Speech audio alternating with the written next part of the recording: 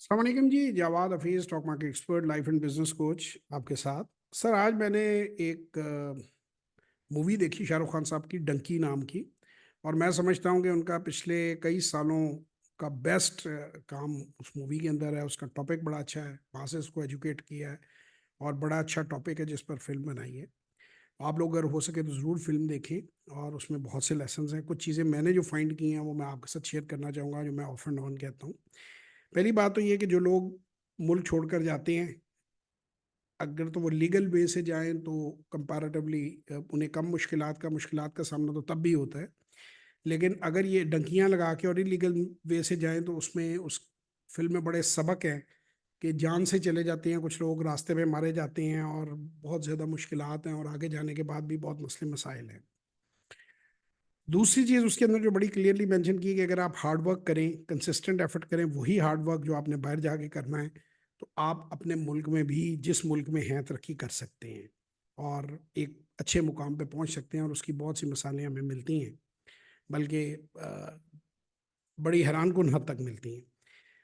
तीसरी चीज़ उसके अंदर जो मेंशन की हुई है कि इंसान जब 20 साल का दायरा हो जाता है, 18 से 20 साल की उम्र में ही वो इस काबिल होता है कि खुद जाने का फैसला करे, तो उसकी तकरीबन 40 साल वर्किंग लाइफ रहती है। बाद में रिटायरमेंट लाइफ है।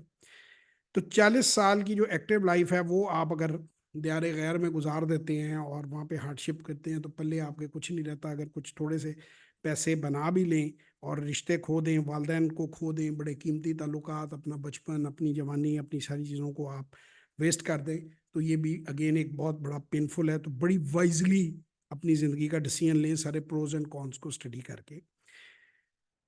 उसके बाद चौथा पॉइंट उसके अंदर ये है कि इंसान की जो हैप्पीनेस है वो सबसे ज़्यादा इम्पॉर्टेंट है। ख़ास रीजनेबल लेवल की अर्निंग के बाद हैप्पीनेस जो है, खुशी जो है, वो सबसे इम्पॉर्टेंट चीज़ है। तो आप जब भी अपना करियर प्लान करें, बाज़ दफ़ा कुछ कम पैसों के साथ भी खुश रहा जा सकता है। तो खुशी पर जोर रखें, दूसरों के दिखावे के ऊपर ना जाएं।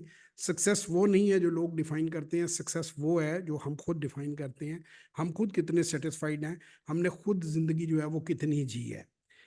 और आखिरी पॉइंट जो है उसमें मोस्टली लोग जो हैं वो झूठ बोलते हैं, जो मुल्क से बाहर गए होते हैं। अपना जो लाइफ स्टाइल है उसको फेक बढ़ा के कई गुना उसमें ठीक ठाक इजाफा करके वो लोगों को दिखाते हैं और शो करते हैं कि वो बहुत ज़्यादा वहाँ पे वेल्दी लाइफ स्टाइल जो है वो जी रहे हैं, जबकि हकायक उसके बड़े बरक्स हैं।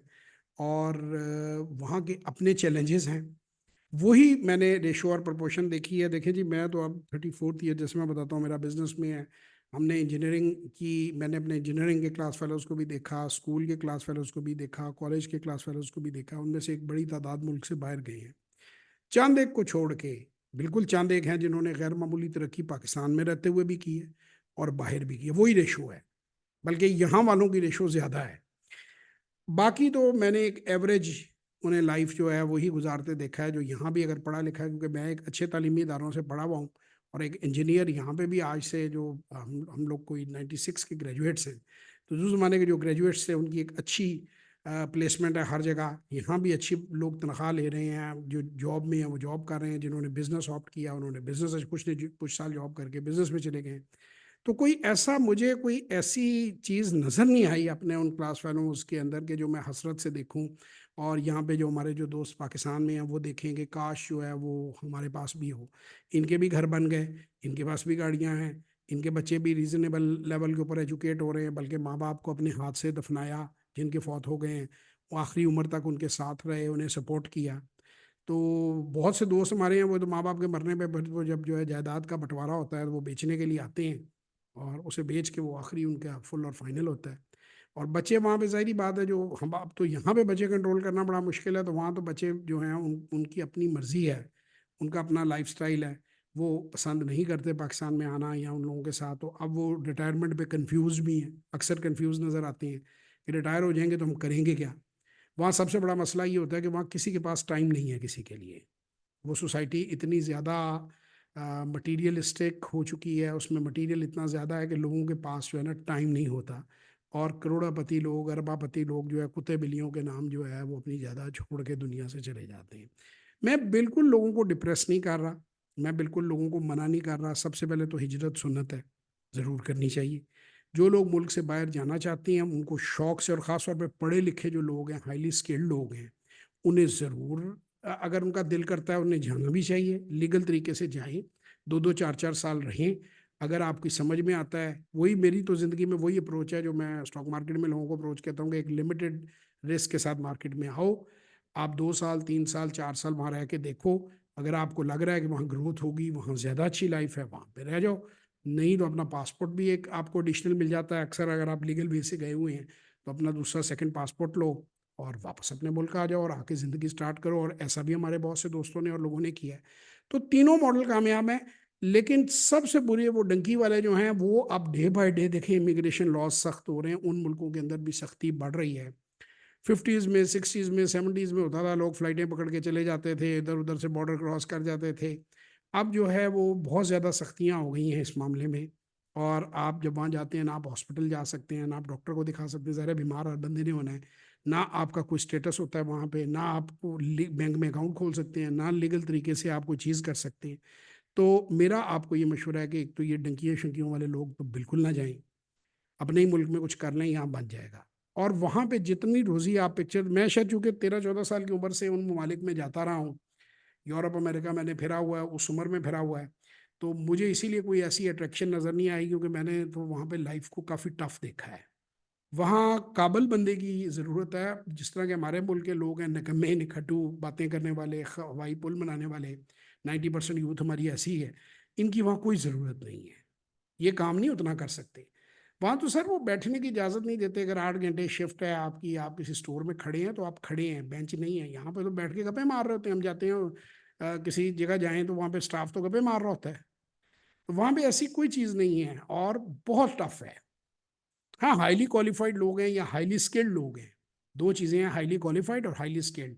और एक रिसेंट ईयर्स में मैंने देखा है कि आईटी के जो अच्छे प्रोफेशनल्स हैं वो पूरी दुनिया में अच्छा पैसा कमाते हैं।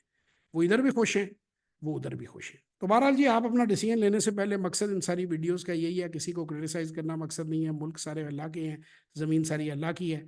सिर्फ ये है कि लॉ तोड़ कर ना जाएं, अपनी ज़िंदगियों को रिस्क में मत लाएं, कंफर्टेबल होके जायज़ तरीके से जाएं, नई दुनिया को देखें समझें, अच्छा लगे तो उधर रहें, पाकिस्तान में आ जाएं। और पाकिस्तान में मायूसी ना फैलाएं।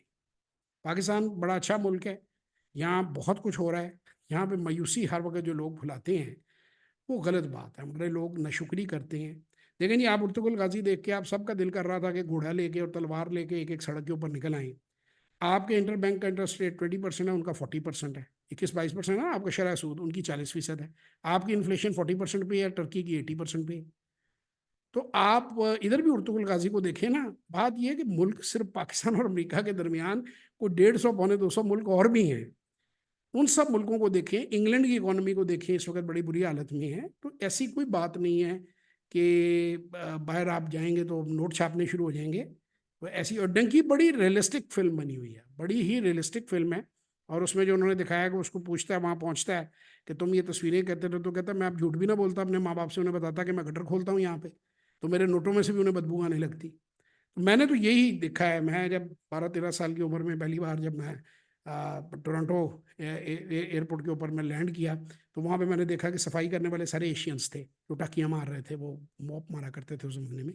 अब तो शायद मशीनें मशीनें आ गई हूँ, तो वो फ्लोर मॉप कर रहे थे। तो मैं हैरान रह गया, मैंने कहा यहाँ पे तो सारे अपने लोग ही, हमारे कलर के जो एशियंस हैं यही हैं सारे, इस तरह के काम ही करते हैं। मैंने तो वहाँ पे कोई काम ही कोई मैंने बिलीनियर देखा है या कोई स्टाइल में रहता हुआ देखा है, ज़्यादातर तो इंजदे काम ही ने।